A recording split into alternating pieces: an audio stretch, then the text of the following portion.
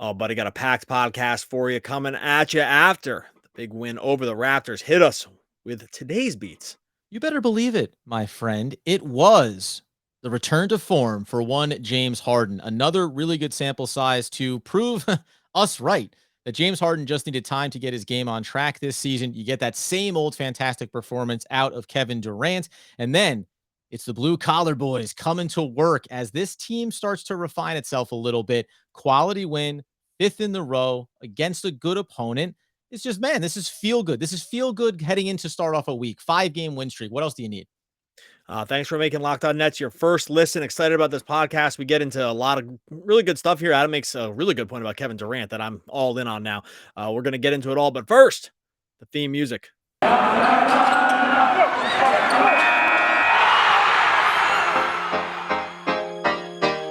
You are Locked On Nets, your daily Brooklyn Nets podcast. Part of the Locked On Podcast Network, your team every day.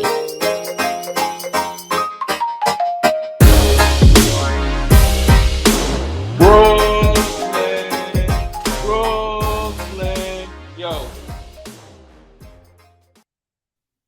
All right. Welcome back to the Locked On Nets podcast on the Locked On Podcast Network. It's your team, the Brooklyn Nets, every single day. I am at Adam Armbrecht covering the Nets and the New York Football Giants off a victory on Sunday over there. Doug Norrie at Doug Norrie, blue check mark. Also giving you all that information you need for your daily fantasy needs on his DFSR owner operator. The guy wears many hats. We'll get into that a little bit later for the Brooklyn Nets as they come off a 5-game now win streak going north to take on the Toronto Raptors. Big game, Dougster. As we remind the people, thank you for making us your first listen of the day, free and available on all those great platforms. How are you on what will be a Monday morning for most of our listeners? Yeah, buddy. Sunday afternoon game conflicts with football a little bit. That's okay. We set the Nets take precedent. Obviously, it's always a little. I did look at the schedule. I'm thinking, 3:00. That's right in the. It's right in the sweet spot right there, isn't it? But it's okay. They go on the big screen. It has to go on the big screen. It has to take precedent over Sunday football, even though football's only once a week. No, it's an awesome win, man. Like this was. It's not a statement win because it's too early in the season for anything like that, and I'm not sure the Raptors are good enough. But in terms of just sort of playing a really complete game on the road in a somewhat hostile environment, in the sense that, Toronto fans can get up for sure, right? They were in, like, the fans really wanted that game. Toronto does a lot of things really well, some things not so well, but in general, like, taking the trip to Toronto, going into a place where they play really well, facing a team that can give you issues for sure, and to come out with a pretty decisive win when it was all said and done felt really good to cap off, what's now a 5-game win streak.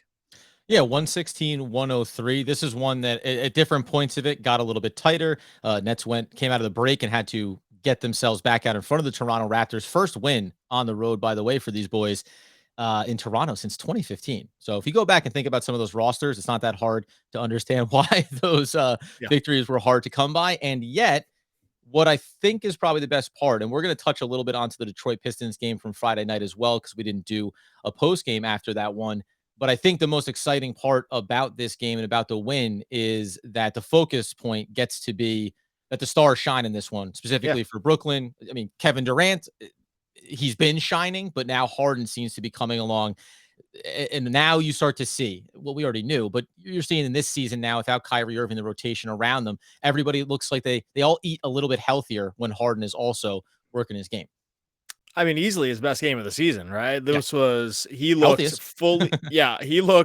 fully in the James Harden bag here for sure, right? Like, all the things we were worried about, the burst a little bit, getting around defenders, beating defenders to spots. Those have been problems for him at certain moments in games for sure. Like, not all the time, but you could see he wore down at sometimes. Guys would just different defenders where he had caught them in switches in the past, where he would just normally have just smoked guys into the lane and caused real chaos for opposing defenses. That hadn't really been happening with the frequency that I think we had expected. And here, it not that it happened the entire game, but it happened for a lot of it, right? Yeah. Like, he was able to really punish a couple of these defenders. Like, he blew by Boucher at one point. He blew by Siakam at one point. And, these are like big, long, strong guys. And Harden from a switching standpoint, Toronto could theoretically be causing him some of the most problems he has just because of their length and stuff. And yet he was able to just sort of not, it was not an issue for him at all. 28 points, 10 rebounds, 8 assists. And it looked really easy. Like do you agree with me? Like this was like the first real James Harden game of the year, as far as I was concerned. Yeah, because again, it's so much of what he goes to, the breakdown dribble at the top of the arc, right? All of those things that we've seen him go to start the season. But again, it's this element of getting in the paint and getting past the defender. Because we talked about, okay, he needs to adjust to the new way that the NBA is going to make some of these calls. By the way, inside of this game, there's clearly some confusion about where they want to go with these foul callings, because there were He's still getting fouled. Well, I was Like, gonna say, yeah. there was a point I'll forget who it was. It may have been Trent Jr., but somebody was basically trying to do with James Harden. They were like, "That's clean. We like the way that one looks." Yeah. So there's still a level of adjustment there, but the difference between, I think, where some fans were and even some people around the NBA saying, "Boy, is James Harden lost a bit of his game." That's what the fear factor was here early in the season. Once you see that he has the burst, now you see, oh, it doesn't matter anymore because he's already passed those defenders. And you mentioned the ones for Toronto. There's a lot of guys with a lot of length. So this should have been, and it was there. Don't make no mistake about it. Toronto was still disruptive at times for the team overall, but specifically to Harden, it was, oh, you know how you mitigate that? You're just kind of a step past them already going to the basket. And then, as we've talked about earlier in the season, as the defenses want to collapse in on that a little bit, you see those second and third passes that leave some really wide open looks for a lot of the supporting cast. And then they knock those down. And that's how the game really starts to flow for the Brooklyn Nets. We hadn't seen this level of fluid basketball, I'll say, specifically on the offensive end against a team that we know is really sound defensively. Yeah, for sure. Like this was, and they're still a pretty young team. So this is what I mean. I don't want to like put the Raptors. This isn't the championship Raptors from 2 and 3 years ago or whatever, right? This is a different team. They don't have Kawhi anymore, obviously, and they're sort of young across the board. In terms of Barnes is getting a lot of minutes, but they do play the starters a lot of minutes. And also one other thing, this was Siakam's first game back in a long time. This was his first game of the season, so he hadn't. Yeah. He hadn't played, but they do start, they start going pretty small, which is for the Nets going to cause like a few little issues in terms of, what they're going to see in terms of defensively. And it's actually probably a little harder for them on the defensive end because there were some mismatches, but in general, it was the game. And I know Harden has had like some other triple doubles. He had one against the Pistons on Friday. He did twice in a row against the Pistons in terms of triple doubles. Now. Yeah. Second in a row. Yeah. And but for the season overall.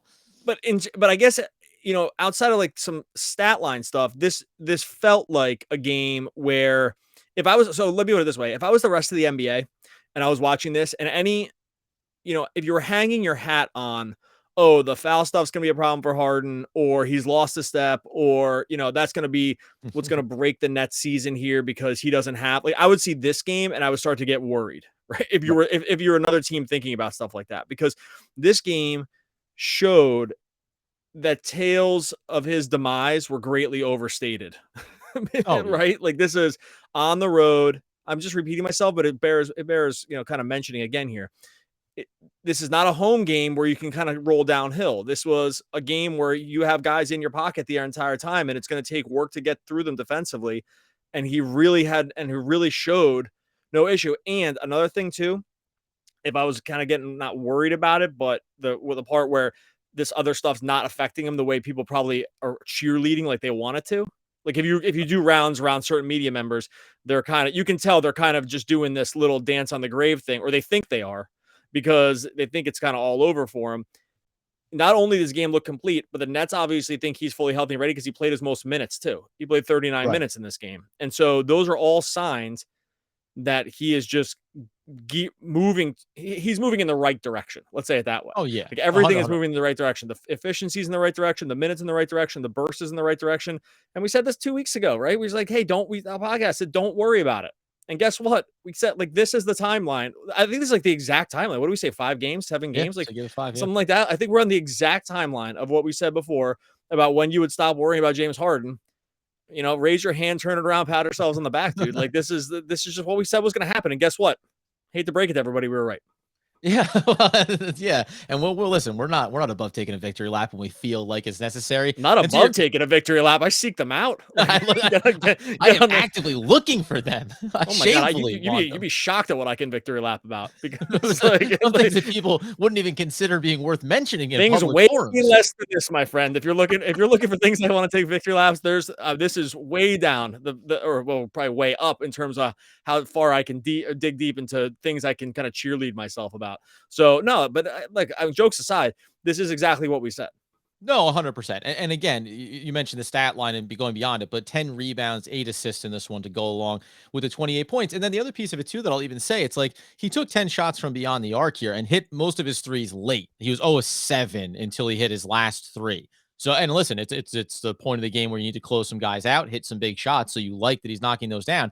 But the fact that he still shot 50% overall from the field tells you a lot about his game, too. It's like, he was feeling so confident that he could also afford to lean into that outside bag that he wants to, right? And I think that there is a balance there because I did say try to get downhill first and then let that secondary piece come. And in a lot of ways, that is what he did this game. It's just he's willing to pepper those 3-point looks in throughout, which is fine. You'll live with those results. The other guy that we'll obviously get to here in a second as well is going to be Kevin Durant because I will say there was a little bit. You mentioned this isn't the same Toronto Raptors team from the championship years, etc.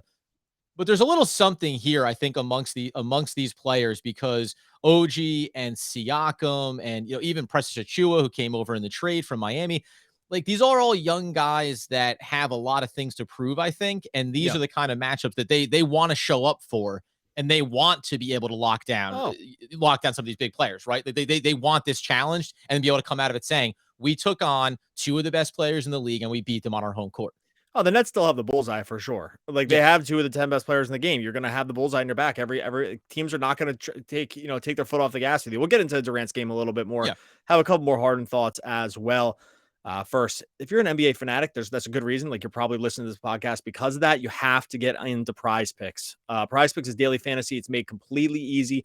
Forget about some of those sites that are going to make you figure out salaries and working in different positions and all this other stuff. You need optimizers, blah, blah, blah, blah. Prize Picks is just a DFS prop game. It's the best one on the market. It has more NBA props than any other DFS prop operator out there. You grab the superstars. You can also take some of the bench players, the role players as well. If you follow basketball, you're listening to this podcast, you watch every game. You kind of have intuitions about stuff. You can see that maybe some numbers don't look right. You go over the Prize Picks and it's them against you against the house. That's it. You're not playing against sharks that are putting in 1,000 lineups on other DFS sites. Prize Picks just has you putting in against over unders on different player props. That's it. All Prize Pick users that deposit and use the promo code NBA are going to get 100% instant deposit match up to $100. So you put in $100, you're going to get $100 for free on Prize Picks. You have to use the promo code NBA. You pick 2 to 5 players. Over under on their projections, points, rebounds, assists, all the stats here. You put them together, you can go up to 10x against the house. It's one of the award-winning apps. It's in the App Store and on Google Play. Don't hesitate. Check out prizepicks.com. Use the promo code NBA. Go to the App Store and download the app today. Prize Picks is daily fantasy made easy. And of course, today, as we were talking about top of the show, is a perfect example of having to deal with the headaches of having different devices for all the things that you want to accomplish, by which I mean, you're watching the game live on the TV. Then you've got another one lets you stream your favorite shows. You're reaching out to Doug. Still can't get the passwords for any of the apps, but it's fine. All because you can't figure out how to get all these things underneath one roof until I tell you about DirecTV Stream. It brings all your live TV and on-demand favorites together like never before so you can watch your favorite sports, movies, and shows all in one place. That means no more juggling remotes, no more trying to remember different passwords, and no more buying any devices ever again.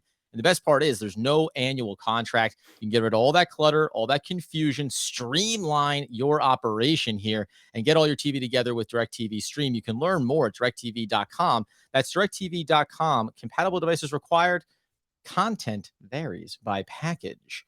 Speaking of packages, Doug, if we're talking about a nice combination of 2 players on the court, James Harden and Kevin Durant would be among your favorites to select, I think, if we were doing a little draft pool. Kevin Durant's game, we're talking about Harden because he's come along so nicely, and feel free to stick with him longer if you want. But the other piece of it is, again, this is something I feel like we're going to say over and over. Kevin Durant just kind of does his thing. Like it's the easiest game to take for granted, especially when he's on your team and you're going to see him for 82 games. Yeah, it's getting silly. We said about this last game is that you start taking these kind of things for granted, and that's not where you want to be because we really shouldn't take Kevin Durant for granted. This has been only season 2 with this guy. It feels like a lot longer. And the promise when Woj sent out that tweet, 2 summers ago that the Nets had done the clean sweep and we're bringing everybody in, this, from the Milwaukee series basically on, because he's carried over all the stuff in that Milwaukee series into the regular season. Yeah. And I don't know. Do you agree with me? I feel like there's this other piece of him that's playing with like some kind of chip on his shoulder too. Like he's just pissed every game. He's getting technicals every game. I don't care. Who cares? No, Like, love it. like the Olynyk thing when he got ejected 2 games ago or 3 games ago.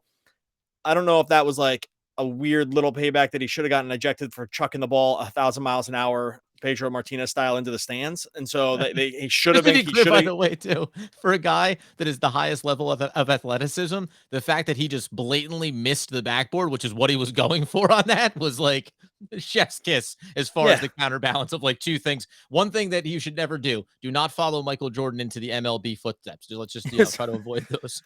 But he's playing with his chippiness, like he's into it with the referees because he doesn't think he's getting fouled, which he probably is, right? So he's got that going on. He's got the Olynyk thing. He chucks the ball into the stands. He gets another technical in this game for arguing. He was right, by the way. Like so, he should like that in that particular instance, he was correct. So it's fine to get teed up. I think you're standing up in your own truth and virtue. If you get teed for it, like what are you gonna do? Like, the refs screwed up. Whatever. But the part where one, I think it's so easy to now just start taking it for granted because that level that he got to in Milwaukee, in the Milwaukee series, which was like this sort of beginning of a transcendent level. We already knew he was basically the best player in the NBA. He's carried it over into the season, into regular season games, and he's just totally unstoppable. Right? Like if he beats you to a spot, it's just 2 points. Not even beats you to the spot as a defender. If he has a spot in mind that he wants to get to, he just is going to make the shot. Basically, if he gets there, that's what it seems like at this point, right? The mid-range stuff, he takes you off the dribble and he's like, I'm just going to go there and shoot. And you can it's almost like it's like if you said, I'm going to go there and shoot, I feel like he could say that to a defender at this point and he'd still execute on it. And when it becomes that easy, you can just start taking it for granted. I feel I want to make sure let's make sure we check each other over the course of the season that we're not taking it for granted. Well, by the way, 11 of 18 from the field, right? Like we start out with Harden as we should. 11 of 18 from the field, knocked down 3 of 6 from beyond the arc, got to the line 6 times, didn't miss a single one there either. Like super easy to just gloss over that because we're excited about Harden getting back from his injury. There's 2 things. One, I think you're 100% right that he decides where the shot is going to come from. And then it's just a matter. So I think if you're a defense, your best bet is to try to prevent him from getting to that spot. Not about play tight defense, be there to disrupt the look. No, this guy's going to get it if he gets to there. It's now saying, can you deny the lane access, right? Can you front him? Can you bring a double team, force the ball out of his hand, something like that? Like that's, I think, where we're getting to around the NBA right now with him. And the other piece is, I do wonder, because we go back to that Milwaukee series, and he's all by himself out there, essentially, tries to put the team on his back. But maybe like it could have been a both and of, yes, he had to put the entire team on his back, and he may have just been reaching like the peak of fitness, of health, of being back, right? Like there's no way to say that actually wasn't him saying, and now I'm back. Now I'm going to go play for Team USA. I'm going to have my off season. And then when I come into next year, you're going to see the version of me. Cause I agree with you 100%. The chippiness is there. The edge is there. We've seen it on the defensive end too. He seems like he's far more dialed in on a possession to possession basis on that end of the floor too. And that can be a product of not having Kyrie Irving and understanding what it means again to be down one of those superstar talents. But I think that we may have mentioned this a couple podcasts ago, signs the extension. I think we're talking about having the MVP among the top 2, 3 at worst in the league over the next 3-4 seasons, because that's how focused Durant is on kind of reestablishing himself as one of those players. Everyone gets it, but now he's going to do it on the court just to make sure you understand that listen, in my mind, he is the best player in the game right now. And that is the recency bias of watching him on a night in, night out basis. It's not recency bias. It's not bias at all. He just is. I Oh, don't good. know. There's he just is the best player, Yeah. and or he's. It's so bad. It's so hard because I actually do hate doing the best player thing because there's just so many In my guys that mind, are so. you No, think no, I about know. anything about Giannis and you go, well, he has great games, and you think about other players. There's a ton of enormous talent in the league, and that's why I said the bottom line is you're never going to get Kevin Durant lower than 3 at Yeah, any exactly. point in this season. Right, exactly. That's kind of the way to think about it. I think he right now would probably be the MVP. The way the Nets are playing, just like what he's done so far this season, it's close between a couple of these other guys. Point being, when you're in this discussion, we're seeing this level that of him this season that we didn't see last year until the end. And I think it's a great point about where he was sort of reaching in terms of how long it had been since he had played and how maybe it took those 72 games plus to kind of like fully get back into not having played for more than a year. Yep. Right. And like we kind of end up taking that for granted. He hadn't played for so long after an injury that frankly ruined a lot of people's careers. Like it's not, this isn't, I mean, I guess maybe he's going to be the poster boy now for why you can come back on ACL tears and he probably is. Cause like, remember ACL tears, that used to be a total death knell. Like Yeah. if you tore your ACL, that was the end of your explosive career. You could still have something of a career if like you were really good and you tore your ACL, but a lot of times that kind of just meant the end of any superstar level stuff. And it's like he's almost better now. It's like they put some kind of like, Captain America stuff in him or something. Like he's arguably better. And I think that's a great point that you made. I think that you're probably actually 100% correct in terms of timeline. It's so easy to not to forget that was maybe a season's worth of ramp up of like real in-game rehab to get to that point. Then he like completely flips the switch and then he goes and does the USA stuff. He's great. And he comes into this season not having missed a beat. And we're just seeing what happens when he puts it all together. And we're with a team that needs him to do a little bit more than say he needed to do in Golden State, right? Or even last year when they had Kyrie, like or whatever. Right. Yeah. The way in which, if you're Kevin Durant and you are this talented, the way that you kind of craft your game is also predicated on who's out there on the court with you. You mentioned Golden State. Well, when you got a guy like Steph Curry or Klay Thompson, the cast there, I don't need to be as dominant until it's required of me. Until we say, okay, who's the best player on the court? It's me. I'll do my thing. Same thing going back to last year. You have Kyrie Irving. You bring in James Harden. You have a lot of talented players around you. There's not this necessity and a little bit different of a script to last season as opposed to this one, where you're talking about the whole point was, we just want to get, bring in these different pieces. We're not sure if the cast around them all makes sense. In theory, while the Nets still have a lot to figure out over the course of this season, they made all the moves after getting a sample size last year to say these are the pieces that make a lot of sense around the superstar. So now Durant can probably feel as confident as he has as a Brooklyn Nets so far to take the next steps in those areas of his game. I want to ask you one more follow-up on Kevin Durant and then get back into this Toronto game a little bit. Role players, starting five, everyone really looked good. A lot of contributors on it. Got to talk about the blue collar boys, obviously. But before we do, I got to talk to you about a little friend called Built Bar. As you know, the Thanksgiving season is coming up, my friends, and it's easy to overload.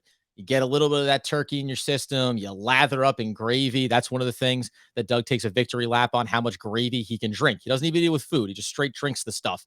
Built Bar, though, is going to save you on the dessert side of things. Because guess what, Doug? You should know the answer to this trivia question. How many calories do you think are in a slice of pie?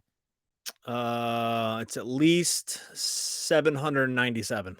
Pretty solid. A little bit less, closer to 300, but that's not the point. You can get over and grab a Built Bar with delicious flavors like coconut, cherry barcia for the deadheads, double chocolate, German chocolate, salted caramel. Go ahead, slide the pie to the side, grab yourself a Built Bar because it's low calorie, low carb, low fat, and high protein, covered in 100% real chocolate. That's a little treat around the holidays. And of course, you can go ahead and share some of these at your family gatherings, put them out on a nice little display tray, use your fine china, and they're going to go ahead and give you a text the next day that says, hey, my belly's a little bit lighter. And that's because of you, friend. New surprises all month long over on built.com. And if you go over there right now and use promo code locked on, you will get 15% off your order. Use promo code locked 15 promo code for 15% off at built.com. The last thing I want to ask you about Kevin Durant would be, do you think also, so coming off of the injury, time away from the game, we made the jokes back then around this dude wasn't doing anything else, didn't take up paper mache. He was only focused on basketball. Do you also think, as he's getting into his 30s, that we're also do you notice any evolution to his game that maybe looks a little bit different and relies as much on athleticism as it does basketball IQ? Because that's the phase of his career that he's entering into as well, where you play a young team like Toronto, a lot of young athletic defensive talent, and you're beating them with your mind as much as you are with your skill set. Yeah, I said before that it's like clear, like when you watch him, when he kind of sees that he has a matchup that he likes, or he feels like he gets you on your back heel. That's actually what I meant to say before is if you get like sort of, if you lose momentum defensively and you take one even like little half step in the wrong direction, like because one, he's already shown that he can blow by people and he's been getting to the rim decently, Yeah. at like a somewhat decent clip even for him.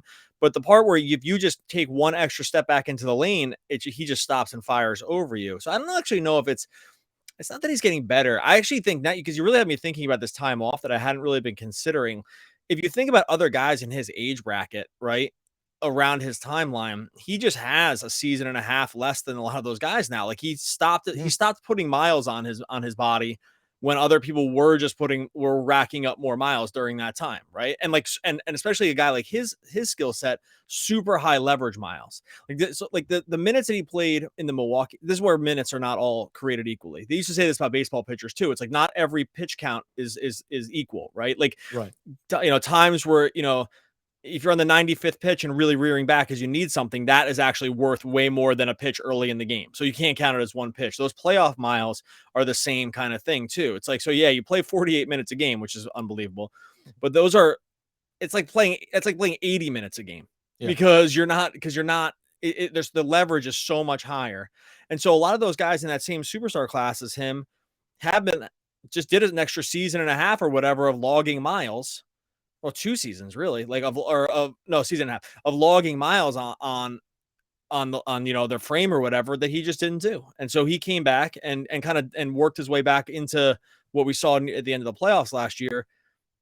And so it's almost just like, yeah, just like it was a respite in there. And yes, it was a really bad injury, but if we agree now that whatever treatment is being done around the Achilles, that it comes back 100%, which it really seems to be, then at that point you just back off a full season of basketball for him. And it's actually even more though, because like they played in the bubble and stuff and he didn't do any of that. So like the timeline got really even screwed up Right. for other people, right? Because they took the time off, but then but that's not really time off because they couldn't really work out as much during that time. Then you go to the bubble and then it's really ramps back up like really quickly for a lot of guys. And then we saw tons of injuries last year. And it just wasn't the case for him at all because he just didn't do all the same timeline stuff. So yada yada yada. Point being, I think we're seeing this. We're seeing something that's happening with him where it's becoming probably clear that he got an extra set of time off from everybody else. And it's also paying off for him because this game, this game's just, there's no flaws. It's 100% polished. Yeah, you're talking about a guy who, again, listed at 33, but if you think about him being closer to 31, almost 32, well, that's right in the meat prime of a lot of guys' careers. So you're right in that sense. And then quickly, though, it is true, too. Everybody else in the league that participated in the bubble and then the quick restart to the following season, he also avoided that, too. So there's Right. a nice little saving yourself from what may have ended up feeling like a season and a half of wear and tear on a lot of NBA bodies Totally. relative to normal. So Well, that's like real quick. That's like LeBron thing. If you look at LeBron's seasons, LeBron's played so many more seasons than everybody else because he played all the regular seasons and then he played all the playoff seasons too. So he just has so many miles on him at this point that that's starting to catch up to him a little bit. It looks like here, but like if you just, it's just not immaterial to back out timelines like that where you just kind of are forced to take a year off. No one wants to get injured, but you can make a case that like everyone can have like a nice little year sabbatical and come back better. And I think that there's a pretty strong case for stuff like that. And no one wants to get injured, but we might be seeing the after effects of what happens when he just got that time off. So that's a great point by you. That's the point of the whole show. There we go. I did it again, boys. The other quick thing that I will touch on, though, out of this Toronto game is the overall starting lineup. Blake Griffin, listen, I dogged him a bit for where his perimeter game was and need to kind of shut that down. I'll again tie it back in and say the biggest benefit to him being able to get nice, little bit more rhythm looks for himself is when Harden drives to the basket and the spacing is a little bit nicer for him. But 4 of 6 from beyond the arc for Blake Griffin. He gave you 14. Harris gave you 11. 12 from Brown, who continues to be. We thought that he maybe was going to be a little bit more in the guard role. He does do it defensively, but on the offensive end, he keeps shuffling through the paint. He keeps going in front of the fives. Like, it just, Bruce Brown lives among the trees. This ties into the theme of what is just a completely comical sentiment that Blake Griffin explained the other day after the post game. If you've seen it, I think we used it on one of our things over on Twitter. There's this thing where it looks like, now I know he's putting on 2 boots and a hard hat. To me, it could have been stockings and a ski mask. We're not entirely sure what the operation is, but apparently Joe Harris had come to Blake Griffin last year and said, "Yeah, we're the blue collar boys. They've formed a bit of a union. There's a hierarchy here." And as Ryan Rucco was saying on the broadcast tonight, Patty Mills has submitted paperwork to become a member of the blue collar boys. But until you do, you don't get to go through the process. It's both hilarious and also Blake Griffin, he dove 7 feet on the floor to get to a ball before Precious Achiuwa, who's in his second year of the NBA, grabbed that thing, ripped it away from him, and got it to James Harden. Like, I was knocking his perimeter game, but this kind of does go for all the supporting cast. These guys they're leaning into their roles. They understand what they need to do. And it really is. I said it last season at one point. This is the type of like old school, if you're like a longtime Nets fan, the hustle plays that you always looked for because you knew you were going to lose a lot of games. These are hustle plays you look for because they actually help you win games. So, I mean, it was a fantastic performance overall by a lot of the supporting cast, and then especially Blake Griffin. Yeah, I needed that blue collar thing explained to me too, because when the first time I saw it, I was like, "What are they doing here?" Because it looked like they were kind of putting tinfoil hats on. It wasn't totally clear what was happening. Now that it is, I think reinvigorating the village people. I wasn't entirely. it's all. I think it's awesome. It's awesome. Oh, it's exactly what you. It's exactly what you need to happen around this group, because it really is. Ever since Blake stepped in the door, he's embodied this idea of this role player idea. And we've talked about it before, but he should actually get more credit for this, because this late career superstar thing where you need to kind of rethink what your game is. Some players have trouble with this. Like, we're seeing this like in LA right now with Russ, and I like watching Russell Westbrook play, but like, he's just not a superstar anymore. And some players are able to realize it sooner than others. And when you can realize, because there's, it's like sort of like the Durant thing is like, there's obviously plenty of left in the tank for Blake, just not as a max player. Yeah. As a role player that really understands basketball and has, logged his 10,000 hours of basketball expertise or more, like, he has so much to offer. And when he is now labeled himself, like, Blake Griffin was like one of the most popular players in basketball, like, not too long ago. And now he's calling himself a blue collar guy who almost fought Isaiah Stewart on Friday, and I think they're friends, by the way, because they played together. I think they know each other kind of well. They almost fought each other. He's died, like you said, the dive on the floor play was amazing. He looked, that interview he gave by the blue collar boys, it looked like he had been in a fight. Like, I don't know if you saw his face. His face was all bruised up. That's just part of the initiation process. Yeah, blood in, blood out. But like it's just one of these things. Like, the fact that he's leading this charge of, hey, it's clear that we're not the superstars, right? Yeah. There's such a hierarchy here, and we all get it. And when you all get it, like, it's so dumb, because like calling yourself the blue collar boys is dumb, but it's I'm so here for it, and Nets fans should be too, because it really actually it says a lot more than you think it does about the team, because it says, hey, we've all understand where we are in this hierarchy, therefore we all understand what it is we need to do. There's no ego here, and when you have that, you do become more than the sum of your parts. And like, I think it's awesome. I loved hearing the explanation, because it really was like, oh, great, they all get it. This is awesome. I think we already understood that they did, but this really just hammered it home. Well, and guess what, by the way, too, like, yes, 100%. Go back to the Detroit game.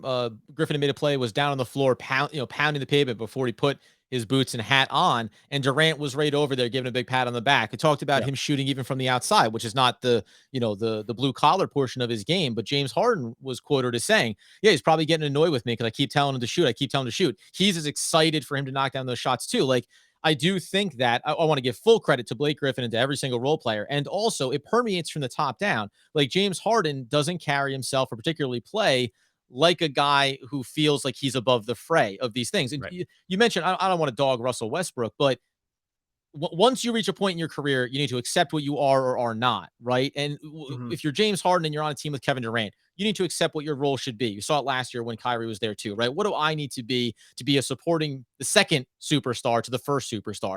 And once you see that hierarchy play itself out, that's how everyone, I think, does start to buy in behind them, because they go, I don't see James Harden trying to, upstage Kevin Durant on a given night. How could I do that? My best thing is to make all those little scratch plays, get the ball into these guys' hands, and then know that they're going to appreciate and reward me for that. And it shows up in the stat line tonight for specifically for Blake. Gets 6 looks from the outside, knocks down some triples. Like this stuff is important. I do sometimes wonder where you fall on it, because I know we're on opposite sides of like pure fandom versus more analytical. I think we're further apart than we are closer, probably. But this type of stuff to me does matter, like Oh, I think it camaraderie, does. guys Yeah. being Oh, on the yeah, same yeah. page, right? Like you see this with certain types of teams and championship runs and stuff that I think this is why all super teams don't come together and automatically win. Okay, so I tend to agree with you. I will say when you win, it helps you get along better. So I think that there's Sure. a I think there's a Right. part of Blake it missing where shots worse if they're not winning games. there's a little chicken and egg stuff where like it seems like there's camaraderie, and it just ends up that it turns out that it's super easy to get along with people when you're winning games, and it turns out it's way harder to get along with people when you're losing all the time. So I think that there's, I think from that, but I do agree. Well, that's why I said before, I think it's really important to label to like these like this understanding. Like Blake Griffin understanding some level of I'm like the 5th best player on the team or something like that. Like I don't think he would label himself that way, but he clearly probably understands at some core piece of him that is I'm not going to score a ton of points anymore. I'm not going to get a lot of stats. My days of my days of doing that stuff is well over. I'm not Yeah. going. There's no more All-Star games. There's no more big contracts. There's no more huge deals. That is over. And the willingness to then say, but I can still do these like 6 things really, really well, and they're so helpful for a team. The sooner you can understand that as a player, it's going to end up having this cascading effect, and you're going to call it camaraderie, and I'm just going to call it like buy-in or whatever it is. I think it all ends up becoming the same thing, is that you're just going to get to this point where it all clicks way faster because there's a understanding. I only use the Russ example because watching Russell Westbrook play, and I love Russ watching him, and I have for like forever, and probably defended him for a little longer than I probably should have, but like there's a clear like he has not done that. Yeah. Right? Like he has not done this thing. And he's better than Blake, and it's not that. I'm not saying that Blake Griffin's better than him, but it's this the sooner you can understand the things you're good at and just do those things and then do all this other little, we're calling it little stuff as a superstar, you can be a winning basketball player for a longer period of time in the right situation. Some players just can't some players it just takes them harder. Like Blake had a ton of injuries and he was on a bad team. And so I think there's other things that precipitated him kind of moving in that direction faster. He's on a team that was all the Pistons were terrible, right? He was generally considered one of the worst contracts in the league. That stuff can sober you up pretty fast, I think, Yeah. on your talent. But it just I don't know. I keep going on. I agree with you. I'm going on and on because I think it's awesome. That's really what it is. Yeah. Yeah, and the more successful player, the more successful you are in the league is probably the harder it is to adjust your game as you enter the back end of your career. Everything about this has been amazing for the Brooklyn Nets. There's guys we'll get into on the next couple of episodes. I mentioned them loosely, Bruce Brown and what he was doing in this game. Bembry, again, he showed up even later in this game. He's the kind of guy that don't look at the stat sheet for his impact on the game, certainly. So good win, 5th win in a row. And when you talk about looking at the schedule and saying, well, who did we beat here? Pacers when they were injured, or Detroit. Listen, Toronto, again, they're a young team, but a really well-coached team, deep team, had length. This is the kind of a speed bump on a nice little win streak. And the Nets did a really good job handling them. And again, it looks like they're continuing to refine themselves and get everybody into the little position. So it's a nice win, man. You go north, you come back with a victory, and you keep on rolling. Yeah, they play the Bulls Monday. We'll come at you after the Bulls game on Monday. I'm gonna call it right now. They're gonna beat the Bulls by 6. I watched the Bulls the other day. I think that I think the Bulls have, I don't know, whatever. I'm calling it right now. They beat the Bulls by 6. We'll come to you after the Chicago game. That's a national broadcast game, so it'll be a little later, but we'll be on YouTube. You got to go over to YouTube, subscribe to the Locked On Nets YouTube channel, growing the numbers over there. Get into the comments too. We did a mailbag last week. If you ask questions in there, we'll throw them into the mailbag like we did last week on Friday. We'll try to do that every Friday from now on. Had a ton of good questions, but you have to go over to YouTube, subscribe to the Locked On Nets YouTube channel. I'll put the link in the show notes. I'm pretty sure that Blake Griffin came across this at some point in the evolution of his mindset. I didn't have to go all the way to India for spiritual enlightenment. The blue-collar spirituality of everyday life was right in front of me. It was in every nook and cranny if I wanted to seek it, but I had chosen to ignore it. Tony Kiedis. Oh, one of the all-time great poets. We'll be back again tomorrow talking more Brooklyn Nets basketball.